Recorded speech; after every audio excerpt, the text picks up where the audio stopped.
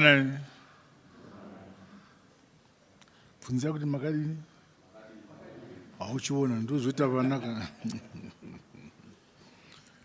My fellow Zimbabweans, the current agricultural season of 2023 to 2024 has not performed according to expectations due to the El Nino-induced drought.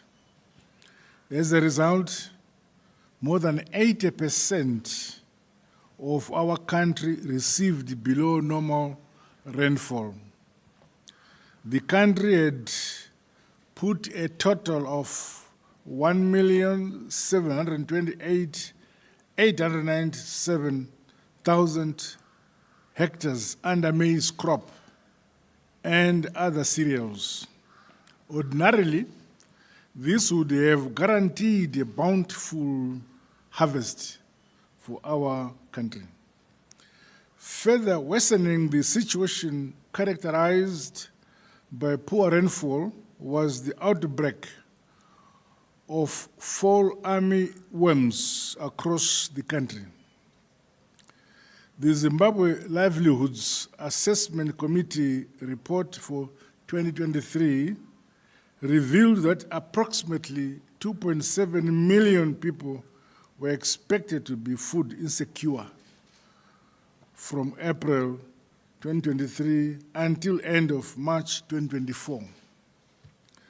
While we have been able so far to fend for this food insecurity population, the El Nino drought has now compounded our current situation with food insecurity levels raised beyond the projected 2.7 million people.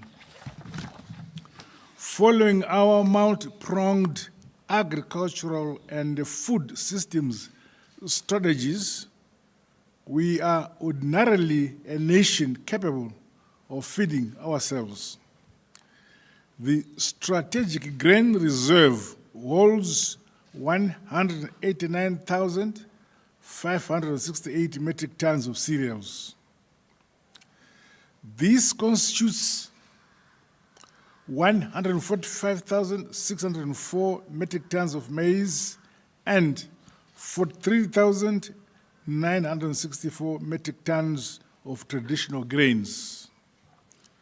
My administration has made a decision to allocate 138,905 metric tons of surplus wheat towards our strategic grain reserve. This will give a combined total of about 356,000 metric tons of cereals in our strategic grain reserve. We expect 868,273 metric tons from this season's harvest. Hence, our nation faces a food cereal deficit of nearly 680,000 metric tons of grain. This deficit will be bridged by imports. Measures to encourage private sector participation in this regard are already in place. Top on our priority is securing food for all Zimbabweans. No Zimbabwean must succumb to or die from hunger.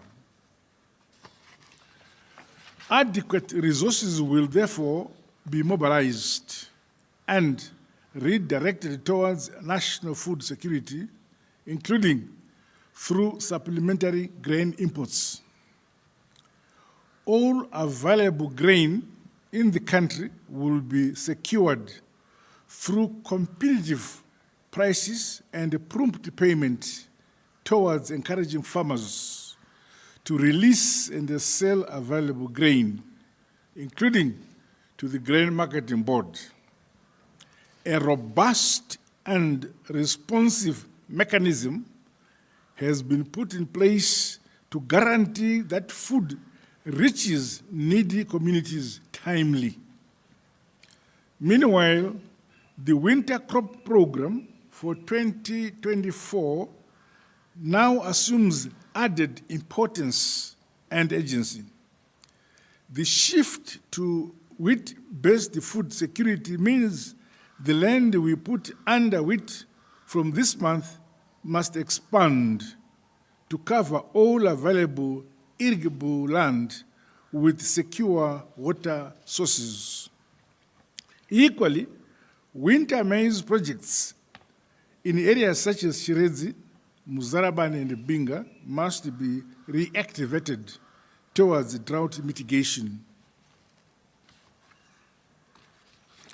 The Agriculture Mechanization Modernization Program will continue until the majority of smallholder farmers upgrade their operations in line with the ongoing rural development agenda.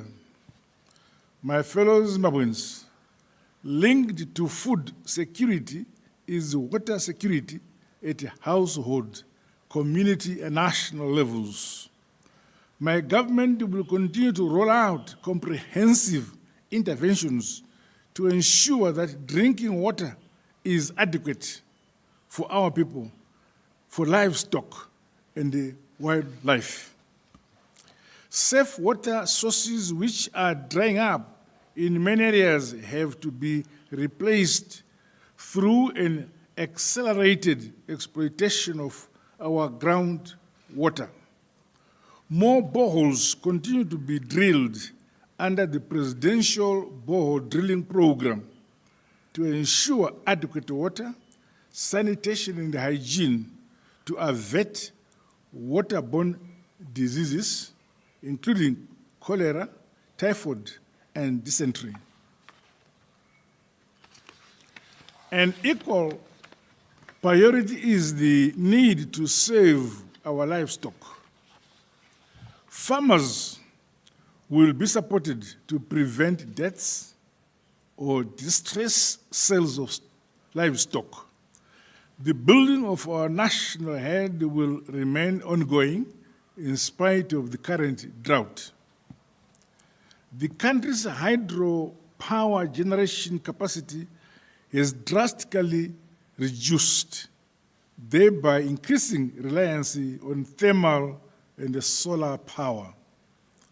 Thankfully, investments in thermal energy have relieved stress on power availability, thus enabling the economy to run reasonably smoothly. My dear Zimbabweans, the foregoing situation of the climate change-induced drought requires measures and interventions as provided for in our laws. To that end, I do hereby declare a national state of disaster due to the El Nino-induced drought. Accordingly, I now invoke Section 27, subsection 1 of the Civil Protection Act, Chapter 10,06, which provides that, and I quote, if at any time it appears to the President that any disaster of such a nature and extent that extraordinary measures are necessary to assist and protect the persons affected or likely to be affected by the disaster in any area of the country, the President may, in such a manner as he considers fit, declare that with effect from a date specified by him, a state of disaster exists within an area or areas specified by him in the declaration.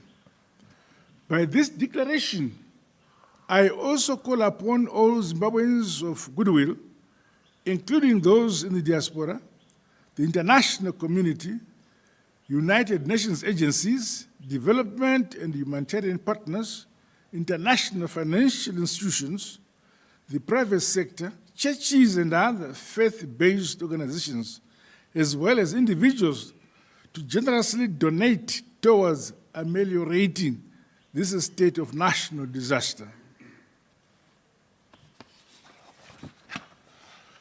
Preliminary assessments show that Zimbabwe requires in excess of US $2 billion towards the various interventions we envisage in the spectrum of our national response to the disaster. Once again, let me assure you, my fellow Zimbabweans, that our national response will be broad, comprehensive, and all-encompassing. No one and no place will be left without sustenance. Let us remain united, peaceful, and supportive of each other from the family and the household levels and within communities throughout these challenging times.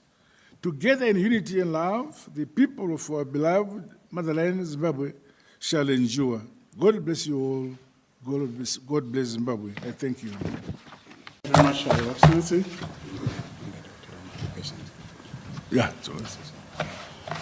His Excellency the President has agreed graciously to field one or two questions from you in case you have them. And I'm ready to receive the questions before you put your question through to the President. And your height. And your height, I'm advised. Even your blood group. Yes. Can we have the first question? Yes, for example, in infrastructure, then we do some funds towards Possibility is there, but currently we have not diverted resources targeted for particular projects that are still ongoing. But there's a possibility that as we move on and the impact of drought weighs on us, we may consider diverting some of such resources to mitigate the impact of drought. Could I invite the second question, please? Yes, please. At this point, that which means that there's insecurity at household level. What measures within the measures that you are putting in place getting into the production sector? Fortunately, this morning I had the two respective ministers responsible for that sector to address the question of ensuring that, most importantly, we should address food insecurity at the household level. And we've agreed on the modality of making sure that will be done.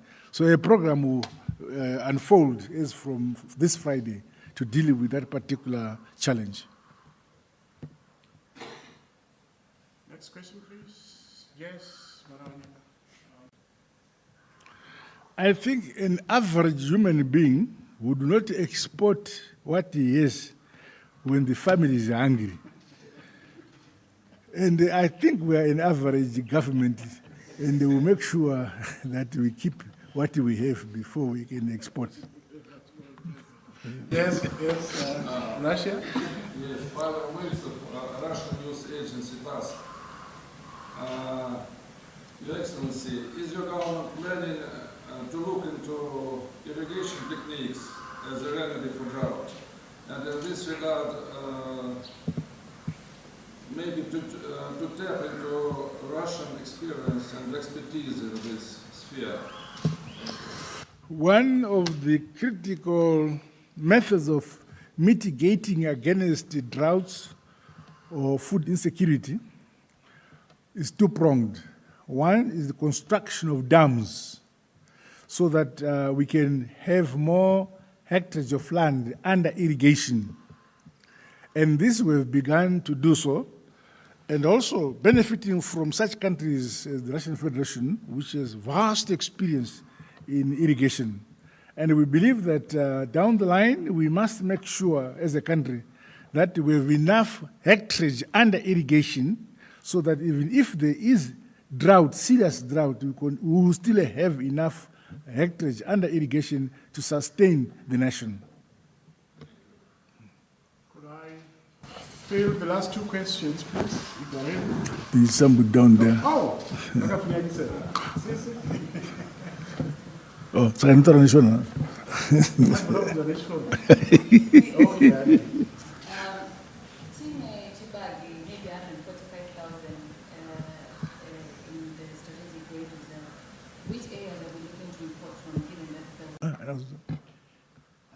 which areas are we looking at sourcing our food for importation, given that the whole region is affected in drought? Mavunza zvakanaka. Zvandoziva ndezvokuti voku South Africa vanosita surplus yakakura, asi rwendo runo surplus yavo yavashoma, asi zvinongobvira kuti surplus vanayo. Saka tichatsunza kwavari nekuti ivo pachavo zvavakarima zvinokwana, asi vanosita surplus yakakura, asi rwendo runoita shomani ndiye vachatitengesera.